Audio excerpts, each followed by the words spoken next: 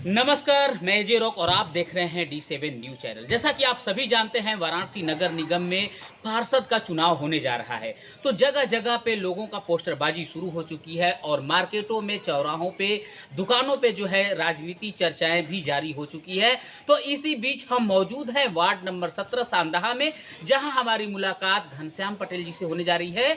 तो हम जानेंगे यहाँ की राजनीतिक करियर के बारे में और क्या क्या समस्याएं अभी इस गाँव में, इस वार्ड में है, उसके बारे में आप लोगों को इस वीडियो के माध्यम से जानकारी देंगे। उससे पहले मैं थोड़ी सी जानकारी आप लोगों को इस परिवार के बारे में देता चलूं कि ये परिवार लगभग 25 सालों से समाज सेवा के क्षेत्र में कार्यरत है। तो आइए मिलते हैं घनश्याम पटेल जी से और बात करते हैं इस वार्ड के बारे में।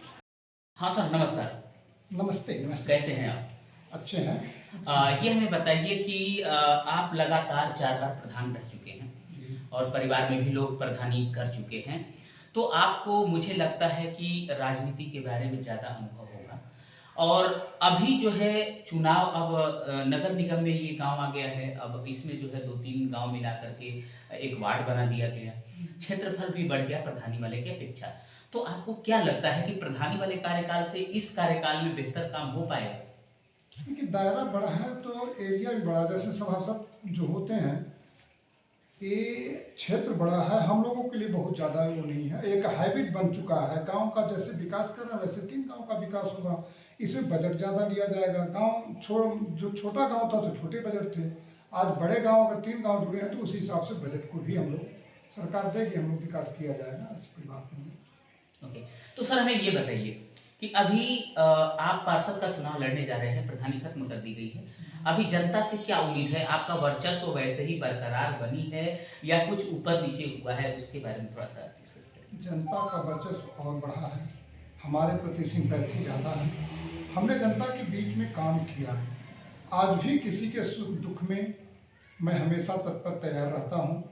और जब मैं पहली बार प्रतिनिधि हुआ तो मेरे गांव में कोई विद्यालय नहीं था, कोई पेयजल की समस्याएं थी, विद्युतीकरण नहीं थे। मैंने पूरा अपने गांव को प्राइमरी पाठशाला बनवाया या विद्युतीकरण करवाया, पेयजल की पूरी योजना बनाई। तो जनता तो मेरे साथ जुड़ी हुई है और ज़्यादा, बल्कि अब ये पोजीशन है कि जो हमसे थोड़ी बहुत नाराज भी थे, जो पुराने प्रत्याशी थे, जो मेरे विनर थे, या ये कह लीजिए कि 2-3 बार से जो हमारे सेकंड फाइटर हैं वो भी मेरे साथ हैं, या 2 बार जो मेरे सहयोगी थे प्रधान के पद के रूप में, महिला प्रधान के रूप में, वे सारे लोग मेरे साथ एक साथ कंधे में कंधा मिला करके मेरा।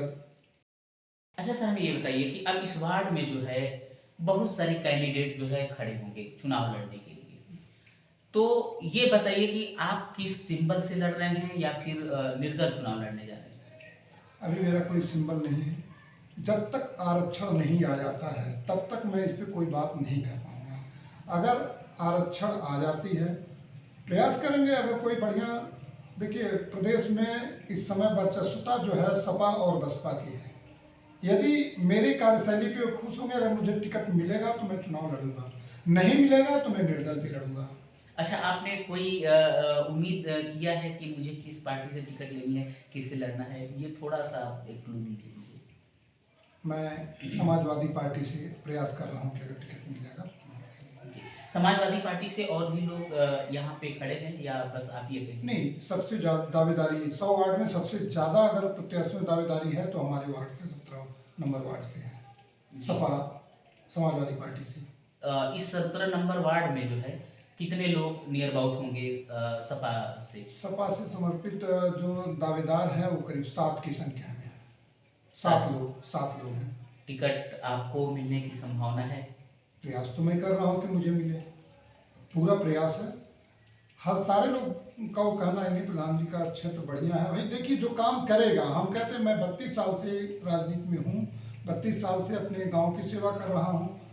तो जो उनके पर्यवेक्षक होंगे, जो समीक्षा करने वाले हों, कहीं न कहीं से वो लगाए होंगे, तो मुझे पूरा 100% विश्वास है कि मुझे। अच्छा सर, टिकट तो किसी एक को ही मिलेगा क्योंकि पार्टी जो है किसी एक को टिकट देगी, तो बाकी लोग जो हैं वो क्या करेंगे? एक दूसरे को सपोर्ट करेंगे या फिर निर्दल लड़ेंगे? उसके बारे में थोड़ा सा मुझे बताइए, और विशेष तौर पर आप अपना व्यक्तिगत राय व्यक्त करें। देखिए, करना चाहिए। यदि समाजवादी पार्टी किसी एक को टिकट देती है, अगर टाइम से टिकट दे देती है, तो प्रयास ये रहेगा कि मैं उन जो 7 भाइयों में से 6 भाई बचते हैं, उनका मैं प्रयास करूंगा कि उनको बैठाने का काम, उनको चुनाव न लड़ने के लिए निवेदन भी करूंगा।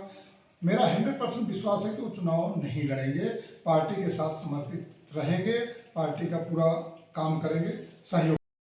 सर हमें ये बताइए कि मान लीजिए आप लगातार 4 बार प्रधान रहे, तो कहीं न कहीं आपका वर्चस्व जनता के बीच अच्छा है, और जो है जनता आपको पसंद करती है, तभी 4 बार चुनाव जिताई है। और इस बार चुनाव अगर आप जीत जाते हैं, तो सर्वप्रथम जनता के लिए क्या सोचा है आपने? उनके क्या करना चाहिए? देखिए, जहाँ 17 वार्ड है, 17 नंबर वार्ड जो हमारे महानगर वाराणसी का है, वह एक नया क्षेत्र है। प्रयास तो ये रहेगा कि जो हमारा अधूरा विद्युतीकरण है या पेयजल योजनाएं हैं, हमारे यहाँ जो एकल पेयजल योजना है, मैं चाहूँगा कि नहीं, तीनों गांव में कम से कम 1-2 पानी टंकी बना करके घर घर वाटर सप्लाई का काम करें। हर घर तक पानी की व्यवस्था हो जाए, और कोई ऐसा गली या ओनर है जिसमें विद्युत का काम न हो। और जो आवासीय योजना है, हमारे यहाँ जो भी करीब आवास के लिए फॉर्म भरे हैं, जो पात्र की श्रेणी में होंगे, मैं कोशिश करूंगा कि उनको 100% आवास दिलवाने का प्रयास करूंगा। विधवा, वृद्धा, विकलांग, मैं अभी तक जिस एक गांव का सेवा करता रहा, उसमें कोई भी हमारे पास इस समय वृद्धा या विधवा या विकलांग कोई भी कैंडिडेट बाकी नहीं। मैं सबका करीब 100% विधवा, वृद्धा, विकलांग में पेंशन करा रखा हूँ। मैं अपने इसी विकास को कड़ी में रखते हुए संधा और रुस्तमपुर गांव जो जुड़ा हुआ है, मैं वहाँ का भी यही चाहूँगा कि अपने गांव की तरह एकदम सुंदर सा सजा करके रखूँ। तो सर इन गाँवों को आपने विजिट किया है अभी तक? एकदम एक एक गांव, एक एक गली विजिट किया है। उसमें जो हमारे प्रधान, पूर्व प्रधान या हमारे बीडीसी या ग्राम पंचायत के मेंबर, सभी लोगों से जनसंपर्क भी किए हैं। समस्याओं का भी हमने एक कार्य योजना बनाई है कि कहाँ क्या समस्याएं हैं। अच्छा सर, हमें ये बताइए कि आप सपा से लड़ने जा रहे हैं, बहुत सारी जनता जो है आज भी बीजेपी को याद करती है कि बीजेपी ने बड़ा अच्छा काम किया है, और जो बीजेपी से टिकट लेकर के आएगा मैं उसको वोट करूंगा। आपको क्या लगता है कि बीजेपी को ज़्यादा वोट मिलेगा या सपा को मिलेगा? ऐसी कोई बात नहीं है। समाजवादी हर लोग बीजेपी पार्टी से ऊब चुके हैं। अभी हमारी पेंशन योजना बंद कर दी, या छोटे लोगों को लुभावने का काम जो करती है बीजेपी पार्टी, यह संतोषजनक नहीं है। जनता हमारे यहाँ की, हम बता दें, 80% करीब समाजवादी पार्टी के साथ झुकाव है, समाजवादी पार्टी को वोट देगी। समाजवादी पार्टी को करीब जनता हमारे वार्ड की, अब व्यक्तिगत मैंने जनता के बीच में काम किया है, इसलिए जनता मेरे साथ है। मेरा व्यक्तिगत संबंध और कुछ पार्टी का संबंध, दोनों मिलाकर के 80% जनता मेरे यहाँ की समाज। अच्छा सर, हमें ये बताइए शिक्षा स्तर को लेकर क्या व्यवस्था है आपके यहाँ? जैसा कि बहुत सारे गांव में ये सुनने को मिला, हम लोगों ने भी जा कर के देखा, तो जो सरकारी विद्यालय होते हैं प्राइमरी, उस पे जो है टीचर समय से अवेलेबल नहीं रहते, अगर अगर आते भी हैं तो कुछ पेपर पढ़ने में लग जाते हैं, कुछ जो है चेयर पे बैठ कर अपना समय बिता देते हैं, बच्चों के भविष्य के साथ खेलते रहते हैं। ऐसा नज़ारा बहुत जगह पे देखा गया है। आपके यहाँ इस तरह की समस्याएं थी या यहाँ पे सब ठीक ठाक है? समस्याएं तो हर जगह, आज यूपी की बात मैं कर रहा हूँ, अपने गांव की बात नहीं। समस्याएं जो विद्यालय की है, टाइम से तो आना रहता है। विद्यालय का शिक्षा दीक्षा, मैं विद्यालय के स्टाफ या टीचर या प्रिंसिपल का बुराई नहीं कर रहा हूँ, लेकिन सरकार के लिए जरूर मेरा निवेदन है। सरकार ने जो व्यवस्था लागू की है शिक्षा का, इससे मैं बहुत खुश नहीं हूँ। जो हमारे बीएड या बीटीसी लड़के लिए जाते हैं शिक्षा विभाग में टीचर के लिए, ये पूरे प्रदेश के क्रीम लड़कों को लिया जाता है। लेकिन वहीं जो टीचर हैं अपने प्राथमिक परिषदीय विद्यालय के, अपने 1% मैं बता दूं कि पूरे उत्तर प्रदेश का एक भी जो परिषदीय विद्यालय के टीचर हैं, वो अपने बच्चों को कभी परिषदीय विद्यालय में नहीं पढ़ाते हैं। खुद को या तो विश्वास नहीं है कि मेरी शिक्षा जो है वो अच्छी है। यदि अच्छी होती तो वो फिर कॉन्वेंट विद्यालय में पढ़ाने का काम क्यों करते। इसलिए कमियां तो हैं, लेकिन इस पे गवर्नमेंट को ध्यान देना चाहिए। शिक्षा का स्तर या उसका सिलेबस बदलना चाहिए, उन पे प्रयास करना चाहिए, इंग्लिश मीडियम शुरू करना चाहिए उनको बैठने के लिए। जैसे और कॉन्वेंट विद्यालय में है तो आप टेबल और कुर्सी लगाना चाहिए। इस तरह की व्यवस्था, जब अब संस्कार, अगर सोसाइटी क्यों जाते हैं आदमी कॉन्वेंट विद्यालय पढ़ाने के लिए, केवल एक संस्कार सिखाने के लिए, नहीं तो विद्यालय की शिक्षा दीक्षा प्रसिद्धि विद्यालय में जितना बढ़िया होता है उतना कॉन्वेंट विद्यालय में नहीं होता है। कॉन्वेंट विद्यालय से बढ़िया शिक्षा दीक्षा हमारे प्रसिद्धि विद्यालय में होता है। केवल एक संस्कार वहाँ अच्छा नहीं मिल पाता है। अब उन टीचरों से मेरा निवेदन है कि उन गरीबी रेखा के नीचे ही गुजर बसर करने वाले हमारे कहीं ऐसा तो नहीं कि वो अपनी लापरवाही जो है अपने बच्चों के साथ जाहिर नहीं होने देना चाहते, क्योंकि वो खुद अगर लापरवाही कर रहे हैं, बच्चों को नहीं पढ़ा रहे हैं, दूसरे गरीब बच्चों के भविष्य के साथ खेल रहे हैं, तो कहीं ये रीजन तो नहीं कि वो नहीं चाहते कि मेरे बच्चों के साथ मेरे बच्चों का भविष्य खराब हो, ऐसा तो नहीं है। देखिए, प्रकृति है, भगवान सत्य है कि यदि हम किसी बच्चों को अंधकार में डालेंगे, उनके भविष्य के साथ खिलवाड़ करेंगे, तो मेरा बच्चा का भविष्य अंधकार में होगा। ये उन टीचरों को मालूम है। कभी आप देखे होंगे टीचर का बच्चा कभी टीचर नहीं बन पाता है। आप दूसरे के बच्चों, हाँ, जो टीचर बच्चों को अच्छी शिक्षा दीक्षा दे रहे हैं, उनके भविष्य के साथ खिलवाड़ नहीं करते, उनके बच्चे कहीं न कहीं पढ़ लिख करके इंजीनियर, डॉक्टर, जज बन रहे हैं। लेकिन यदि आप गरीब बच्चों के साथ अगर खिलवाड़ करते हैं शिक्षा दीक्षा में, तो आपका बच्चा कभी खुशहाल नहीं रह सकता है। अच्छा, भारत सरकार जो है ये सैलरी बहुत ज़्यादा प्रोवाइड करती है शिक्षकों को। हाँ, आपको नहीं लगता कि कहीं इनको जो है सैलरी कम करके और भी कोई काम किया जा सकता है और भी लोगों को रोजगार दिया जा सकता है? जैसे कि आते हैं 4 घंटे 6 घंटे की पढ़ाई करते हैं, उसमें भी पढ़ाते नहीं हैं ढंग से बच्चों को, 40-50 हज़ार वेतन होता है, ये फिजूल है, ऐसा नहीं लगता? नहीं, सैलरी जो मिल रहा है उसको हम नहीं कहेंगे, लेकिन जो पेंशन योजना है उसको चालू करना चाहिए। आज टीचरों के ऊपर, चाहे वो जनगणना हो, चाहे किसी भी तरह का कार्य है, चुनाव संबंधित काम है या चुनावी दौरान, हर कार्य में तो सहायक टीचरों को ही लगा दिया जा रहा है, तो उनसे काम लिया जा रहा है, ऐसा नहीं है। काम लिया जा रहा है, काम के अनुसार उनको जो भी सैलरी दिया जा रहा है वो ठीक है।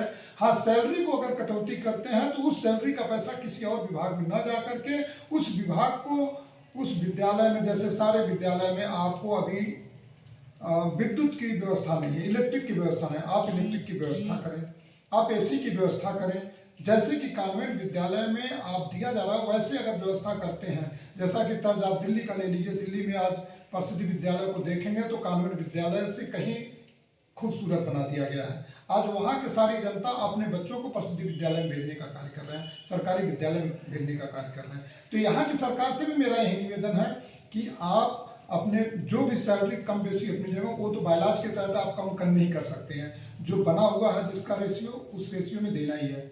लेकिन विद्यालय को सुसज्जित करने के लिए आप टेबल है, कुर्सी है, विद्युतीकरण कम से कम हर विद्यालय में हो जाए, टेबल कुर्सी लग जाए, और व्यवस्था है तो आपका एसी का समय, जैसे कॉन्वेंट विद्यालय को रचा करके आदमी, जब प्राइवेट आदमी कर सकता है तो गवर्नमेंट क्यों नहीं कर सकती है, यथासंभव है। अच्छा सर, मैं ये बताइए, आपने जैसे कहा कि दिल्ली की जो सरकार है यानी सीएम जो वहाँ के अरविंद केजरीवाल जी ने मुख्यमंत्री बनने के बाद जो है स्कूलों का व्यवस्था बहुत अच्छे तरीके से कर दिया है, जैसा कि आपने बताया कि कॉन्वेंट विद्यालय से भी बेहतर उन्होंने कर दिया है। तो फिर यहाँ का सीएम क्यों नहीं कर पा रहा है, या यहाँ कैसे उस तरह का व्यवस्था हो जाएगा, किसके हाथ में ये चीज़ें? देखिए, सीएम को तो स्वयं निर्णय, भाई वहाँ का सीएम एक जो है आईपीएस आदमी है या आईएएस आदमी है। यहाँ का सीएम एक प्योर राजनीतिक है। आइए, पढ़े लिखे में, बिना पढ़े लिखे में अंतर होता है जी, ऐसा कोई है। और दुनिया में अगर कोई चीज़ है तो स्वास्थ्य और शिक्षा। अगर स्वास्थ्य और शिक्षा पे सरकार ध्यान दे दे तो कभी भी सरकार जो है कोई बदलना नहीं चाहेगी। वहाँ पे एक और भी कानून लागू किया अरविंद केजरीवाल जी ने, जैसे कि मतलब कहीं एक्सीडेंट हो जाता है, कहीं कोई मर्डर हो जाता है, तो कोई भी व्यक्ति उसको हॉस्पिटल पहुँचाए तो उससे जो है पूछताछ नहीं होती है। लेकिन हमारे यूपी में ऐसा कुछ भी नहीं है। यहाँ आपको पूछताछ होगी, आपका समय बर्बाद होगा, आपके साथ खिलवाड़ भी हो सकता है। तो ऐसा मतलब किसकी गलती या माने, या फिर इसको सुधारना नहीं सुधारना, ये कमियां किसको कहे, कैसे ये हो सकता है, उसके बारे में थोड़ा सा। नहीं, देखिए, सरकार को इस कानून को बदलना चाहिए। कानून या जो भी उनका नियम है कोई भी आदमी अगर किसी के एक्सीडेंटल समय या किसी का सहयोग करता है तो पुलिस क्या करती है, उसी को प्रताड़ित करती है, उसी से बयान, उसी से गवाह रखती है। जबकि नियंत्रण वो सूचना दिया तो पुलिस का काम है कि पुलिस उसको हॉस्पिटल ले जाए, उसका इलाज करावे, स्वयं उसमें वो गारंटी के रूप में, उसका विटनेस के रूप में पड़े। लेकिन यदि किसी पब्लिक को आप परेशान करेंगे तो पब्लिक कतई किसी का सहयोग करने के लिए तैयार नहीं है। इसलिए मैं गुजारिश करता हूँ अपने सरकार से, उत्तर प्रदेश सरकार से, कि कभी भी जो पब्लिक आपको सूचना देती है, जो पब्लिक आपका सहयोग करती है, उसका नाम उजागर नहीं होना चाहिए, उसका आपको सहयोग करना चाहिए। आप उसी को अगर विटनेस और गवाही में और उसको प्रताड़ित करेंगे, उसको जज के यहाँ बुलाएंगे, उसको आप न्यायालय में बुलाएंगे, गवाही के लिए बुलाएंगे, तो क्यों अपना आदमी समय बर्बाद करेगा। तो ऐसे नामों को गोपनीयता रखना चाहिए। सरकार को अपने जो खाकी वर्दी है, जो पुलिस विभाग है, उसमें विटनेस का काम उस पुलिस विभाग को रखना चाहिए। अच्छा सर, हमें ये बताइए, मैं चाहूँगा कि आपको टिकट मिले और आप जीते। जीतने के बाद आप जो है अपने जनता के लिए सर्वप्रथम क्या रखना चाहें, क्या करना चाहेंगे? देखिए, जीतना हारना अपनी जगह, जीतने के बाद सम्मान, सबसे बड़ा चीज होता है सम्मान। जो आदमी विकास की कड़ी में, मैंने बता दिया आपको कि हमेशा करते चले आए, करता रहूँगा, लेकिन वही आदमी पीछे जाता है जो काम चोर होता है। यदि आदमी दैनिक कार्य अपना अगर डेली एक मजदूर करता है तो उसमें भी 400 लेबर पाता है, 400 रुपये अगर पा करके अपने परिवार का जीविकोपार्जन कर सकता है। तो सबसे बड़ा चीज़ है कि हमारी जनता को सम्मान चाहिए। हमारी जनता को पुलिस प्रशासन या कोई अनलीगल ढंग से कोई किसी को फंसाता है या कहीं कोई गलत काम कराता है, उस पर मुझे उसके सम्मान के लिए खड़े रहना है। विकास की कड़ी तो हमेशा चलती चली आई है, मैं करता रहा हूँ और करता रहूँगा। और वह कड़ी जो कार्य योजना बनाते हैं हम लोग, अगर एक कार्य योजना को 5 लाख 10 लाख के कार्य योजना बनाते हैं तो वो 1 साल की कार्य योजना 1 साल, या 6 महीने की कार्य योजना 1 साल बनाई जाती है। लेकिन 5 लाख का अगर कार्य योजना बनाए तो पूर्णतः उसमें काम जो है हम 2.5-2 लाख का कर पाते हैं, 2 लाख का कर पाते हैं, 1.5 लाख। फिर वो 2.5-3 लाख का कार्य अधूरा अगले कार्य योजना में डालना ही पड़ता है। कार्य योजना जो बनाई जाती है उसका पूर्ण कार्य योजना हो नहीं पाती है, काम अधूरा हमेशा रहा है। नई दुनिया परिपूर्ण हुई है, न हो पाएगी। इसलिए कार्य विकास की कड़ी हमेशा लगी रहेगी, विकास का कार्य हम हमेशा करते रहेंगे। जनता को सबसे बड़ी चीज़ होती है कि सम्मान। मैं अपने पूरे 17 नंबर वार्ड की जनता को हमेशा सम्मान देता रहूँगा, प्यार देता रहूँगा। विकास की कड़ी में जो भी संभव है उसको प्रयास भी करता रहूँगा विकास करने में। बहुत ही अच्छा लगा घनश्याम पटेल जी से बात करके। आप लोगों ने देखा, इनका कहना है कि अगर मैं जीत जाता हूं तो हमारे इस वार्ड की जनता के लिए हमेशा उसके सम्मान में मैं खड़ा रहूंगा, और विकास कार्य के क्षेत्र में भी जो भी बजट सरकारी आते हैं हम उसको पूर्ण रूप से जो है जनता के विकास में लगाता रहूंगा, और किसी भी परिस्थिति में हमारे वार्ड में जो है किसी के ऊपर आंच आने नहीं दूंगा, और लगातार मैं इस गांव का सेवा जो है 20 से 25 सालों से करता आ रहा हूं और आगे भी करूंगा। तो चलते हैं और भी वार्ड में और जानते हैं वहां की समस्याओं।